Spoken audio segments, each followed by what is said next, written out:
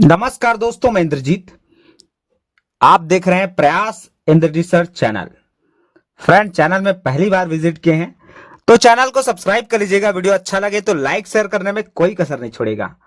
आज हम आपके लिए बेहद इंपॉर्टेंट वीडियो लेकर आए हैं। इस टेस्ट सीरीज से आपको बहुत ज्यादा फायदा होने वाला है एंट्रेंस एग्जाम में, इसलिए आप अंत तक बने रहेंगे। और चैनल में पहली बार जुड़े हैं तो जरूर एक बार आप सब्सक्राइब कर लें ताकि नए वीडियो का नोटिफिकेशन आप तक तुरंत पहुंचे। साथ ही बेल आइकन भी प्रेस कीजिएगा।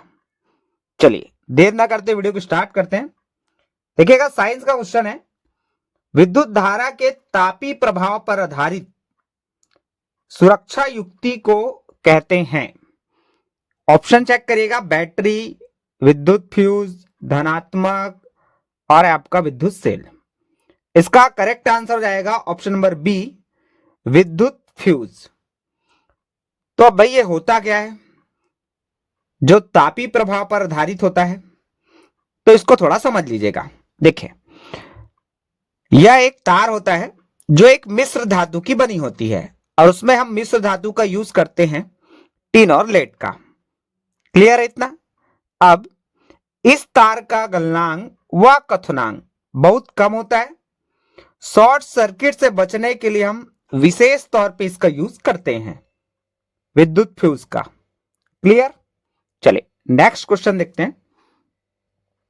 बिना किसी माध्यम द्वारा ऊष्मा स्थानांतरण के प्रक्रम को कहते हैं, मतलब जिसके लिए कोई माध्यम की आवश्यकता नहीं है ना। तो इसका करेक्ट आंसर हो जाएगा ऑप्शन नंबर सी, विकिरण। समझते हैं। देखिए, आपने क्लास 7 में पढ़ा होगा चालन, संवहन और विकिरण। तो चालन जो कि ठोसों में होता है, जैसे एक छड़ है, उसके एक हिस्से को गर्म करेंगे तो दूसरा हिस्सा भी धीरे धीरे क्या हो जाएगा, गर्म हो जाएगा। यह कहलाता है चालन। उसी प्रकार संवहन, तो ये द्रव और गैस दोनों में हो सकता है ना। जैसे यदि आप पानी को बर्तन में लेकर गर्म करते हैं तो सबसे पहले बर्तन गर्म होगा, उसके बाद उसके जो तापी अणु होंगे वो ट्रांसफर हो जाएगा पानी को, और पानी का जो नीचे सतह में जो पानी रहेंगे वो पहले गर्म होंगे और ऊपर जाएंगे, ऊपर के सतह में जो पानी है वो नीचे आ जाएंगे। इस प्रकार बार बार प्रक्रिया चलते रहेगा और पूरा बर्तन का पानी जो है आपका गर्म हो जाएगा। कुल मिला के मैं इसमें यह बोलना चाह रहा हूं कि नीचे सतह में जो पानी होगा वो गर्म होगा और गर्म होके हल्का होके ऊपर उठ जाएगा, उसका स्थान जो ठंडा पानी है वो ले लेगा। ठीक, ऐसा ये संवहन चलता है। अब इसमें एक चीज और आता है, वो है विकिरण। तो देखिए, चालन और संवहन दोनों को माध्यम की आवश्यकता है, बट विकिरण को कोई माध्यम की आवश्यकता नहीं है। जैसे सूर्य का प्रकाश, सूर्य के प्रकाश के लिए माध्यम की कोई आवश्यकता ही नहीं है। सूर्य का जो प्रकाश है वो निर्वात से होते हुए, निर्वात मतलब जहां कोई माध्यम नहीं होता, वहां से होते हुए पृथ्वी तक पहुंचती है और हम सबको मिलता है वो। क्लियर है?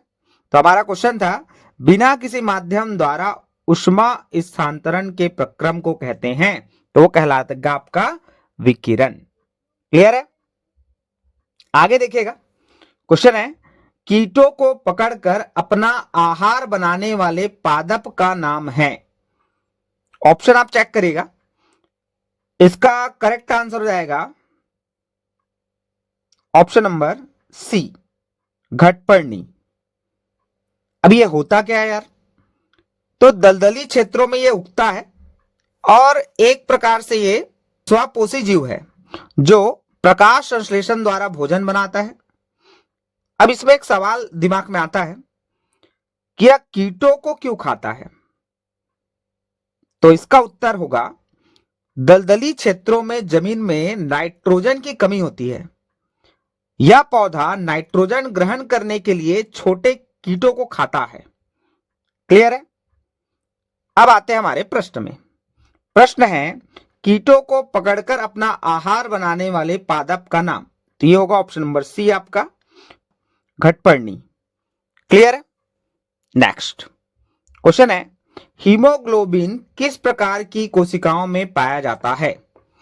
तो ये तो नो डाउट सबको आंसर पता होगा option RBC, red blood cell, लाल रक्त कोशिका हिंदी में।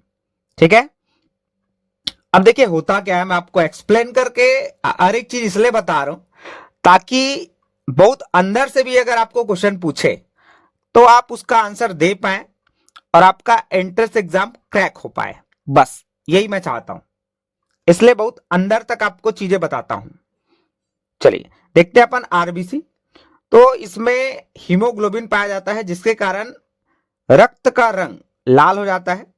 इसका मुख्य कार्य यह है कि शरीर में कार्बन डाइऑक्साइड व ऑक्सीजन का परिवहन करना, ये इसका मेन काम होता है। क्लियर है? नेक्स्ट, बीजाणु उत्पन्न करने वाला एक पादप जीव है। तो इसके ऑप्शन आप चेक करिएगा, करेक्ट आंसर हो जाएगा ऑप्शन नंबर बी, डबल रोटी का फफूंद। ऑप्शन में देखिएगा आलू और अदरक भी दिया हुआ है, तो ये तो हमारा आंसर होगा नहीं। आलू अदरक दोनों ही क्या होता है आपका, रूपांतरित तना है, ये ध्यान रखिएगा। नेक्स्ट क्वेश्चन है, जिस प्रतिबिंब को पर्दे पर ना प्राप्त किया जा सके वह कहलाता है। तो ये बेटा आपका आभासी प्रतिबिंब, जिसको आप पर्दे पर नहीं प्राप्त कर सकेंगे वो आपका आभासी प्रतिबिंब कहलाएगा, और जिसको आप पर्दे पर प्राप्त कर सकते हैं वो कहलाएगा आपका वास्तविक प्रतिबिंब, जो कि ऑप्शन नंबर डी में है। ठीक है, फिलहाल हमको क्वेश्चन में जो पूछा है पर्दे पर प्राप्त ना किया जा सके, तो वो हो जाएगा ऑप्शन नंबर ए, आभासी प्रतिबिंब। क्लियर? ये क्वेश्चन बहुत सॉलिड क्वेश्चन है। क्वेश्चन है, वह क्षेत्र जिसमें जंतु अपने प्राकृतिक आवास में सुरक्षित रहते हैं कहलाता है। अभ्यारण्य, पार्क, शहर और चिड़ियाघर। तो इसका करेक्ट आंसर हो जाएगा ऑप्शन नंबर ए, अभ्यारण्य। अब होगा क्यों, थोड़ा सा समझिएगा। देखिए, संरक्षण हम जंतु जानवरों का दो प्रकार से करते हैं, एक प्राकृतिक आवास के थ्रू और दूसरा कृत्रिम आवास के थ्रू।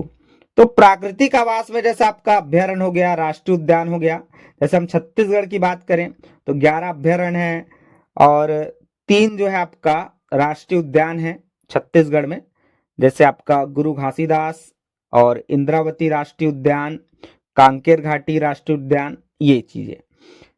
अब अपन बात करते हैं कृत्रिम आवास का। तो कृत्रिम आवास में क्या होगा, जैसे उसको मानव निर्मित, अर्थात मानव उसको बनाएंगे, जैसे पार्क हो गया, चिड़ियाघर हो गया, जैसे छत्तीसगढ़ में भिलाई में आपका मैत्री बाग हो गया, है ना, और रायपुर में आपका जंगल सफारी हो गया, कानन पिंडारी हो गया बिलासपुर में जो है ना, इस प्रकार का जो कि पार्क होता है जहां जंतुओं को रखा जाता है ना। तो ये चीजें हैं। अब हमारा प्रश्न में स्पष्ट बोला है कि वह क्षेत्र जिसमें जंतु अपने प्राकृतिक आवास में सुरक्षित रहता है। तो प्राकृत में आपका देखिएगा ऑप्शन में आप चेक कर लीजिएगा, अभ्यारण्य होगा आपका आंसर, क्योंकि राष्ट्रीय उद्यान तो ऑप्शन में है भी नहीं है ना। और पार्क, शहर और चिड़ियाघर ये तो आपका कृत्रिम आवास हो जाएगा। क्लियर है? चलिए अगला क्वेश्चन देखिएगा, हम यह कैसे सुनिश्चित करेंगे कि कोई एक वस्तु दूसरी वस्तु से अधिक तेजी से गतिशील है। अब यह बहुत अच्छा क्वेश्चन है, इसमें थोड़ा आपको दिमाग लगाना पड़ेगा। देखिए, हम किसी की गति को बता ही नहीं सकते हैं यदि वह हमारे सापेक्ष ना हो, है ना। जैसे अपन 2 लाइन खींचेंगे, एक छोटा है एक बड़ा है, तो बता सकते हैं कि कौन गति में आगे है और कौन पीछे है। लेकिन अगर दोनों ही सेम डिस्टेंस में हो तो कैसे बताएंगे कि वस्तु गति कर रही है, नहीं बता सकते हैं। तो इसका करेक्ट आंसर हो जाएगा ऑप्शन नंबर ए, दोनों वस्तुओं की चाल से हम बता सकते हैं कि किसका स्पीड क्या है ना। चलिए अगला क्वेश्चन देखिएगा, जब एक वस्तु दूसरे वस्तु पर सरकती है तो एक बल उत्पन्न होता है जो 2 पृष्ठों के बीच सापेक्ष गति का विरोध करता है, इस बल को कहते हैं। तो ये तो आपका डेफिनेशन ही है, ऑप्शन नंबर ए, घर्षण बल कहलाता है, फ्रैक्शन, है ना। चलिए आगे देखिएगा, कंपन करने वाली वस्तु द्वारा 1 सेकंड में किए गए कंपनों की संख्या को उसकी क्या कहते हैं। तो ये कहलाता है बेटा आपका फ्रीक्वेंसी, आवृत्ति, है ना। 1 सेकंड में जितने बार कंपन करेगा वो आपका क्या कहलाएगा, आवृत्ति कहलाएगा, फ्रीक्वेंसी। और इसमें एक चीज और पूछ सकते हैं आपको, वो है आपका आवर्तकाल, है ना, टाइम पीरियड। तो वो क्या होगा, एक बार कंपन करने में जितना उसको टाइम लगेगा वो कहलाएगा उसका आवर्तकाल। क्लियर है? चलिए अगला देखिएगा। जब कांच की छड़ को रेशम के कपड़े से रगड़ते हैं तो क्या होता है? ऑप्शन आप चेक करिएगा। छड़ तथा कपड़ा दोनों धनावेश अर्जित करते हैं। ऑप्शन बी है छड़ धनावेशित तथा कपड़ा ऋणावेशित हो जाता है। ऑप्शन सी है छड़ तथा कपड़ा दोनों ऋणावेश अर्जित कर लेते हैं। ऑप्शन नंबर डी है छड़ ऋणावेशित तथा कपड़ा धनावेशित हो जाता है। तो देखिएगा इसका करेक्ट आंसर हो जाएगा ऑप्शन नंबर बी, छड़ धनावेशित तथा कपड़ा ऋणावेशित हो जाता है।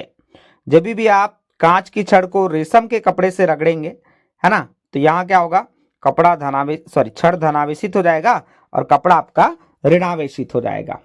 ठीक है, चलिए अगला देखिएगा। आपतन कोण परावर्तन कोण के बराबर होता है। ऑप्शन है सदैव, कभी कभी, कभी नहीं, विशेष दिशाओं में। तो यदि आप परावर्तन का नियम जानते हो तो आपको पता ही होगा कि रिफ्लेक्शन में जो आपका आपतन कोण है और परावर्तन कोण है ये दोनों बराबर होता है, और आपतित किरण, अभिलंब और परावर्तित किरण तीनों एक ही तल पर स्थित होते हैं। ये परावर्तन के दो नियम हैं, है ना। तो उसी नियम के आधार पर इसको बनाया गया है। ऑप्शन नंबर ए सदैव आपका करेक्ट आंसर हो जाएगा, क्योंकि जब भी परावर्तन की घटना होगी तो आपतन कोण और परावर्तन कोण सदैव बराबर होते हैं। क्लियर है? आगे देखते हैं। क्वेश्चन है आवेशित गुब्बारा दूसरे आवेशित गुब्बारे को प्रतिकर्षित करता है क्योंकि दोनों गुब्बारों पर सजातीय आवेश के कारण। ऑप्शन बी है विजातीय आवेश के कारण। ऑप्शन सी दोनों गुब्बारों पर आवेश ना होना। ऑप्शन नंबर डी है स्थिर आवेश के कारण। इसका करेक्ट आंसर हो जाएगा ऑप्शन नंबर ए, दोनों गुब्बारों पर सजातीय आवेश के कारण। क्योंकि इसमें आपको समझ आ रहा होगा, क्वेश्चन ही बोला है आवेशित गुब्बारा दूसरे आवेशित गुब्बारे को प्रतिकर्षित करता है। तो हम सभी जानते हैं कि जब विपरीत आवेश होते हैं तो वहां आपका आकर्षण की घटना होती है, और जब भी सजातीय आवेश होंगे तो ही प्रतिकर्षण की घटना होती है। चाहे आप इलेक्ट्रिक फील्ड में देखें या फिर आपका चुंबक में देखें, है ना, मैग्नेटिक में, दोनों में ही सेम होता है। जब भी सजातीय आवेश होगा तो प्रतिकर्षण होगा, और विजातीय आवेश होगा अलग अलग, जैसे प्लस और माइनस होगा तो वहां वो आकर्षण करता है। ठीक है, तो ये आपको ध्यान में रखना है। अगला है किस कारण से स्मारकों के संगमरमर का संक्षारण होता है? तो ऑप्शन आप चेक करिएगा। शुद्ध वायु से तो होना ही नहीं है, जल से भी नहीं होगा, साधारण वर्षा से भी नहीं होगा। ऑप्शन नंबर डी हो जाएगा आपका अम्ल वर्षा, ये आपका करेक्ट आंसर होगा। अब थोड़ा समझिए कि होता क्या है। देखिए संगमरमर के बारे में पहले जानते हैं। संगमरमर का जो रासायनिक सूत्र होता है वो होता है कैल्शियम कार्बोनेट CaCO3। अब भैया ये अम्ल वर्षा क्या होता है? तो जब वायुमंडल में उपस्थित सल्फर व नाइट्रोजन के ऑक्साइड जल वाष्प के साथ क्रिया करते हैं तो ये सल्फ्यूरिक अम्ल और नाइट्रिक अम्ल और कार्बोनिक अम्ल ये बनाते हैं, जो कि बहुत ही खतरनाक होते हैं, जिसके कारण संगमरमर का जो रंग है वो फीका हो जा रहा है, या बोल सकते हैं कि उसकी जो ऊपरी परत है वो उखड़ने लगती है, निकलने लगती है। ठीक है, तो ये आपका संक्षारण जो है अम्ल वर्षा के कारण हो रहा है। और भी बहुत सारे इसके इफेक्ट हैं अम्ल वर्षा से, है ना। अम्ल वर्षा के कारण बहुत सारा प्रॉब्लम क्रिएट हो रहा है, तो उससे बचने के लिए हमको क्या करना चाहिए? पॉल्यूशन कम करना चाहिए, क्योंकि जो आपके सल्फर के ऑक्साइड है, नाइट्रोजन के ऑक्साइड है या कार्बन के ऑक्साइड है, ये सब पॉल्यूशन के ही कारण है, और इसको हमको कम से कम करना चाहिए ताकि अम्ल वर्षा भी कम से कम हो। क्लियर? चलिए आगे देखते हैं। कुछ अवांछित और प्राकृतिक रूप से फसल के साथ उगने वाले पौधे कहलाते हैं? तो ये तो नो डाउट यार, ऑप्शन नंबर सी खरपतवार। छत्तीसगढ़ी में उसको हम लोग बोलते हैं बन या दुबी या सावा, है ना, ये सब चीजें। वहीं उर्वरक की बात करें तो ऑप्शन जैसे बी में दिया है, ऑप्शन नंबर बी उर्वरक, तो आप सभी जानते होंगे यूरिया, डीएपी, राखड़ आदि ये सब उर्वरक है। बाकी फसल और कटाई तो आपका आंसर होना नहीं है, तो इसका करेक्ट आंसर हो जाएगा ऑप्शन नंबर सी खरपतवार। अगला देखिएगा, मलेरिया परजीवी का वाहक है, तो इसके ऑप्शन आप चेक करिएगा, मादा एनाफिलीज मच्छर और काकरोच, घरेलू मक्खी, तितली। तो सभी जानते हैं कि मच्छर के कारण ही आपका मलेरिया होता है, तो ऑप्शन तो ऐसा सरल दे दिया है कि आराम से आप मार सकते हैं। ऑप्शन नंबर ए आपका करेक्ट आंसर हो जाएगा। थोड़ा इसको समझिएगा होता क्या है। देखिए मलेरिया तो ये प्रोटोजोआ से होता है। प्रोटोजोमा का नाम है यहाँ प्लाज्मोडियम, है ना। प्लाज्मोडियम एक प्रकार का प्रोटोजोआ है जिसका जीवन चक्र जियो में चलता है। तो ये आपका करेक्ट आंसर हो जाएगा मादा एनाफिलीज मच्छर। साथ ही ऑप्शन नंबर डी देखिएगा तितली, तो इससे भी क्वेश्चन आया है पिछले वर्ष और इसके बारे में हमने ऑलरेडी आपको बताया है हमारे पिछले वीडियोस में। तो आप हमें कमेंट्स करके बताइएगा कि भारत की राष्ट्रीय तितली का नाम क्या है और वह छत्तीसगढ़ के किस जिले में पाया जाता है। यह क्वेश्चन आपको एंट्रेंस एग्जाम में ऑलरेडी पूछा गया है। चलिए अगला क्वेश्चन है, संचरणी रोगों का मुख्य कारक है, तो इसके ऑप्शन देखिएगा ड्रैगन मक्खी और आपका चींटी, मकड़ी, घरेलू मक्खी। इसका करेक्ट आंसर हो जाएगा ऑप्शन नंबर डी घरेलू मक्खी। फिर नेक्स्ट है आपका, पकी हुई फसल को काटने के पश्चात बीजों और दानों को खालिस्तान मशीन द्वारा अलग किया जाता है, निराई, जुताई, ड्रिप तंत्र के द्वारा और कंबाइन। तो इसका करेक्ट आंसर हो जाएगा आपका ऑप्शन नंबर डी कंबाइन। इसके द्वारा जो पकी हुई फसल काटने के पश्चात बीज और दाना दोनों को मशीन के द्वारा अलग अलग किया जाता है। हम लोग इसको जैसे धान हो गए तो धान की उड़ाई से संबंधित आप समझ सकते हैं, उसमें बीज, है ना, और दानों को अलग किया जाता है। फिर इसमें देखिएगा निराई, तो निराई तो आप जानते ही हैं खरपतवार को निकालना। फिर ड्रिप तंत्र ये सिंचाई के लिए यूज होता है, और जुताई हल ट्रैक्टर, है ना, इसके द्वारा हम लोग क्या करते हैं जुताई करते हैं। चलिए अगला क्वेश्चन देखिएगा, चीनी को एल्कोहल में परिवर्तित करने के प्रक्रम का नाम है।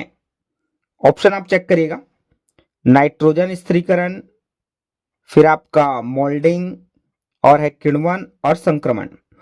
तो देखिएगा इसका करेक्ट आंसर हो जाएगा ऑप्शन नंबर सी किण्वन। जो एल्कोहल है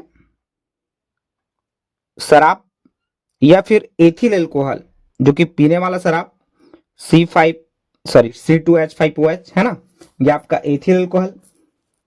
अच्छा इसी में आप देखेगा नाइट्रोजन स्थिरीकरण, तो यहां क्या होता है राइजोबियम जीवाणु के द्वारा चने के पौधे में ये नाइट्रोजन स्थिरीकरण करता है।